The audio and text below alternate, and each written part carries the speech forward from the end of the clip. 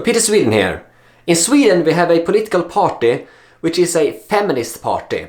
This party is called Feminist Initiative and they are a feminist party. That is their main thing. Now you might think this is completely crazy, but well, this is the situation we have in Sweden.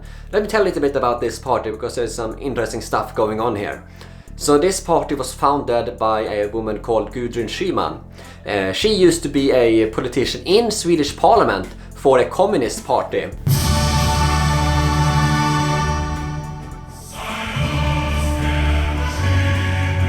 Directly translated, they used to be called the left party, the communists, and she was a politician for this communist party.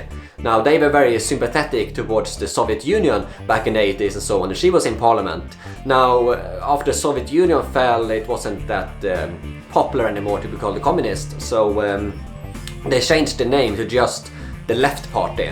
And they are still around. They are in parliament now. They got quite a substantial amount of votes. In the last election in Sweden, this communist party got 5.7% of the votes, and they work together with the current socialist government of Sweden and the Green Party. The Green Party and the Socialist Party are currently in a coalition, and the Communist Party, who now calls themselves just the Left Party, but they are communists, they work together with them in order to be able to get their policies out. So this woman, Gudrun Schyman, she left the Left Party and found her own party, Feminist Initiative, the Feminist Party. Now this party is quite interesting, especially some of the recent things that they have said. Now some of the policies that the Feminist Party wants to push is that they want to, 1, increase taxes, 2, they want to lower their work hours, so they want people to work less. That's why socialism doesn't work, guys. And they want to send less and they want to have less money for the military. The Feminist Party recently elected a new leader because Victoria Cabeza, who was the previous leader, she resigned this autumn. So here's the interesting thing, every single one in the party congress voted for this new leader. She got every single one of the votes because she was the only person that they could vote for. Kind of reminds me a bit of North Korea. It's free elections, but there's only one guy you're allowed to vote for. You know, the thing is really a little bit scary, really, is that this feminist party in Sweden, guess how many votes they actually get? Well, in the EU elections in 2014, in some areas, like in Stockholm for example and Gothenburg, in the major cities, they actually got 10% of the votes in the EU elections. I'm not kidding you. 10% of the people voted for the feminist party in Stockholm and Gothenburg in the EU elections. That kind of tells me that something is a bit wrong in society, especially when you dive a little bit deeper into who this feminist party actually is. Now Gita Nabovi says that the things that she really wants to accomplish is lower the working hours, and she wants to work for a humane asylum policy. Now what is a humane asylum policy according to her? Well, she says that she doesn't want to deport anyone, and she wants completely open borders for Sweden. Sweden, yes. I mean, okay, so the Swedish media asked her what about murderers and terrorists like Akilov, the terrorist who murdered 5 people in the Stockholm terrorist attack last year, and she answered, quote, what about people who commit other crimes just because they aren't born here? That doesn't mean that they aren't our responsibility. So she basically wants to, she doesn't want to deport anyone, not even terrorists. And this isn't too different from the previous party leader Victoria Cabeza. She said earlier that when asked the same question, she said that, quote, white Swedes are put in prison, they aren't deported. So why should they deport non-Swedes, Swedish people? So why should they deport people who commit crime who are not Swedish citizens?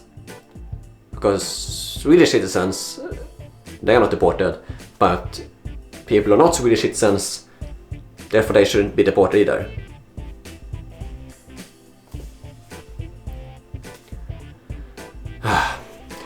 Some interesting things going on though recently in this party is it seems to be kind of a little bit of civil war going on in this party because of its radical culture Marxist identity politics that they are playing. When you look at the people who are put up for election, for the upcoming election here now, there's mostly only migrants or trans people who are put up for election, and other people, white people for example, are a bit upset. Why aren't they included? So these are their own party members in the feminist party. So there are white people who join the feminist party and now they're getting excluded. They're putting migrants and trans people ahead of them, and I don't know what's happening. I mean, maybe they shouldn't have joined the feminist party in the first place. A little tip for you there, guys. But it's quite funny to see how they have done this identity politics in this. So some critics here that are actually from within the feminist party, they're saying that the people that they pick to put up for election, that they go based on identity before any kind of competence or expertise. So identity politics goes above anything else. So if it's a transgender person or a migrant or something like that, they get put up ahead of people who have a documented competence of a particular issue. If they're transgender, they go ahead on the election list, and these people in the party that kind of have certain expertise and certain competence, they are quite upset at this.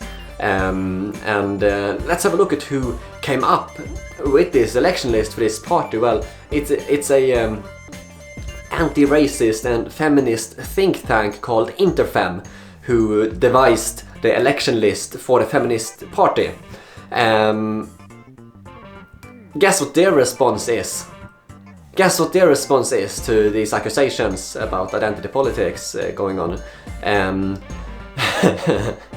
They responded that it's just, quote, angry, offended men with privileges that are complaining about this.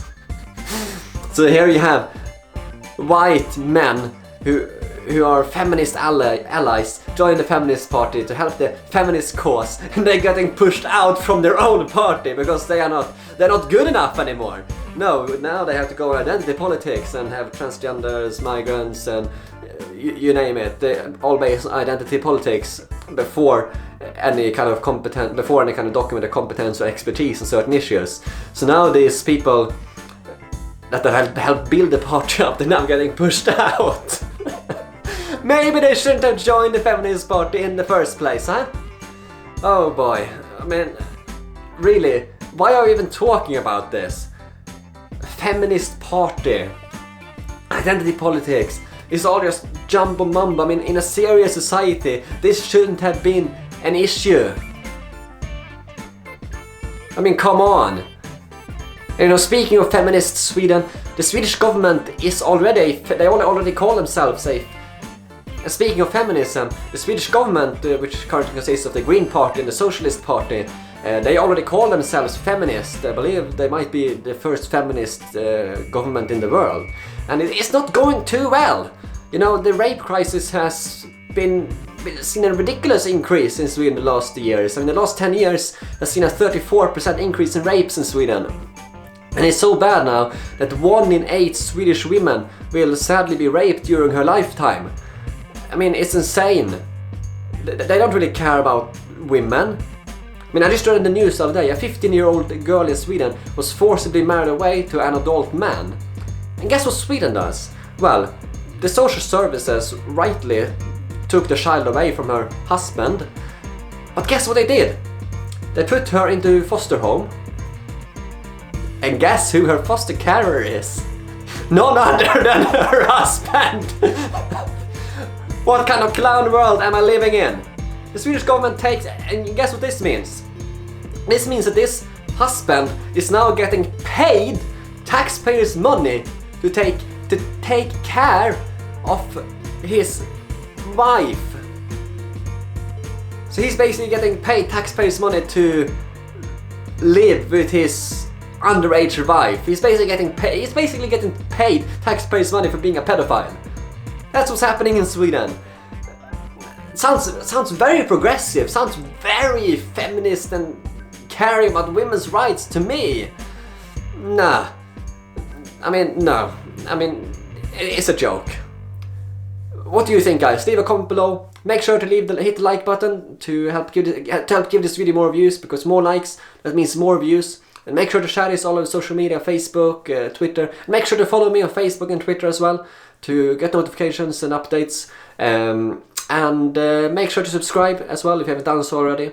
And hit the notification bell to get notifications whenever new videos come out. And thank you so much for watching, guys, and I'll see you later.